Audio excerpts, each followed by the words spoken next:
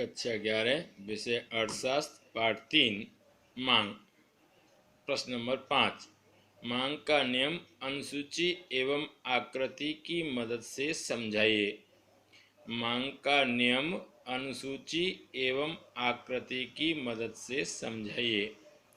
मांग का नियम अन्य तत्व यथावत रहें, अन्य तत्व यथावत रहें तो वस्तु की कीमत में कमी होने पर मांग में विस्तार तथा कीमत में वृद्धि होने पर मांग में संकुचन देखने को मिलता है, उसे मांग का नियम कहते हैं। फिर से एक बार, मांग का नियम अन्य तत्व यथावत रहें तो वस्तु की कीमत में कमी होने पर मांग में विस्तार तथा कीमत में वृद्धि होने पर मांग में संकुचन देखने को मिलता है, तो उसे मांग का नियम कहते हैं। अनुसूची एक किताब में तो दी हुई है, लेकिन जब परीक्षा में प्रश्न आता है तो अनुसूची दी नहीं होती, ये अपने मन से तैयार करनी होती है। तो यहाँ पर अनुसूची दी हुई है वस्तु की कीमत रुपयों में और दूसरी तरफ वस्तु की मांग इकाइयों में। मैंने यहाँ पर वस्तु की कीमत रुपयों में लिखा है। आप कोई भी डॉलर, लीरा या किसी भी देश की मुद्रा में आप ये कीमत लिख सकते हैं। वस्तु की मांग इकाइयों में मैं यहाँ कॉमा शब्द का उपयोग किया है, इकाइयाँ। आप कोई वस्तु का नाम भी लिख सकते हैं।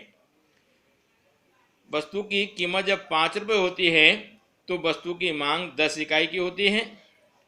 ऐसा हम मानकर चलते हैं, कम भी हो सकते हैं, अधिक भी हो सकते हैं, लेकिन ऐसा हम मानकर चलते हैं। जब वस्तु की कीमत 4 रुपये होती है तो वस्तु की मांग 20 इकाई की, 3 रुपये की होती है तो वस्तु की मांग 30 इकाई की, और 2 रुपये की होती है तो वस्तु की मांग 40 इकाई की, और 1 रुपये की होती है तो वस्तु की मांग 50 इकाई की होती है। अब इसके अनुसार आकृति तैयार की जाती है। पेज नंबर 2 पर आकृति दिए हैं, तो अब पेज नंबर 2। पहले हम सबसे पहले फुटपट्टी और पेंसिल की मदद से ओ वाई और ओ एक्स, ओ वाई और ओ एक्स अक्ष तैयार कर लेते हैं।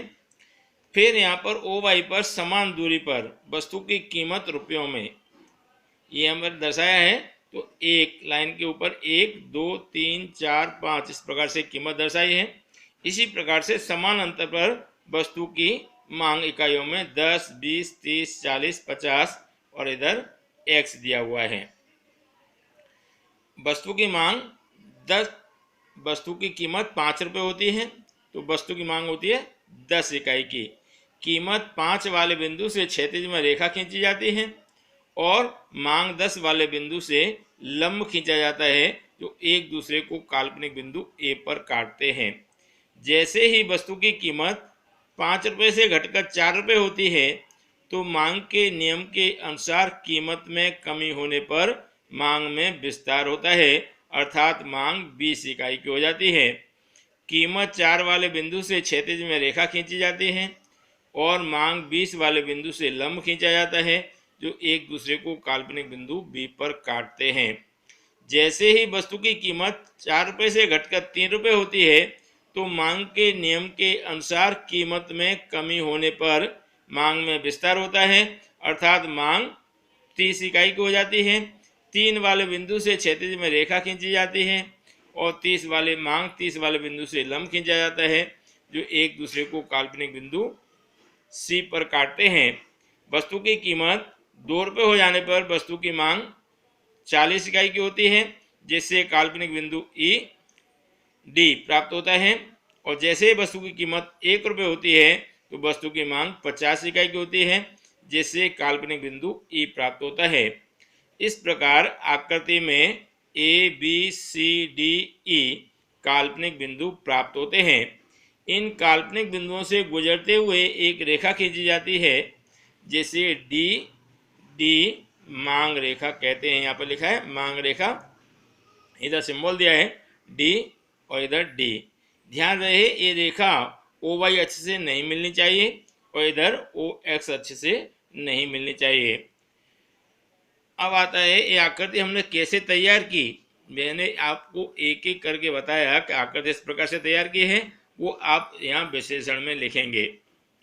तो विशेषण देखें, उपयुक्त आकृति में OY अक्ष पर वस्तु की कीमत रुपयों में और OX अक्ष पर वस्तु की मांग इकाइयों में दर्शाई गई है।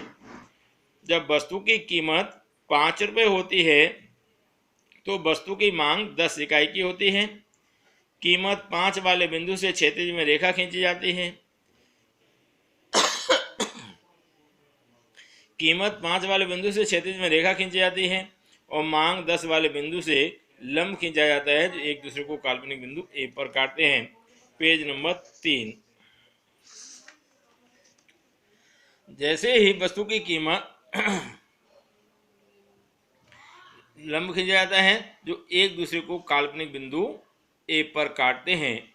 जैसे ही वस्तु की कीमत 5 रुपये से घट करके 4 रुपये होती है तो वस्तु की मांग के नियम के अनुसार कीमत में कमी होने पर मांग में विस्तार होता है, अर्थात मांग 20 इकाई की हो जाती है। 4 वाले बिंदु से क्षैतिज में रेखा खींची जाती है और मांग 20 वाले बिंदु से लंब खींचा जाता है, जो एक दूसरे को काल्पनिक बिंदु बी पर काटते हैं। इस प्रकार से आकृति में हम पांचों पॉइंट इस प्रकार एक एक करके दर्शाते हैं। जैसे वस्तु की कीमत 1 रुपये हो जाने पर वस्तु की मांग 50 इकाई की होती है। कीमत 1 वाले बिंदु से क्षैतिज में रेखा खींची जाती है और 50 वाले बिंदु से लंब खींचा जाता है, जो एक दूसरे को काल्पनिक बिंदु ए पर काटते हैं। इस प्रकार आकृति में ABCDE काल्पनिक बिंदु प्राप्त होते हैं। इन बिंदुओं से गुजरते हुए एक रेखा खींची जाती है, जिसे DD डिमांड रेखा अर्थात मांग रेखा के नाम से जाना जाता है। ऐसा ज्ञात होता है या ऐसा सिद्ध होता है।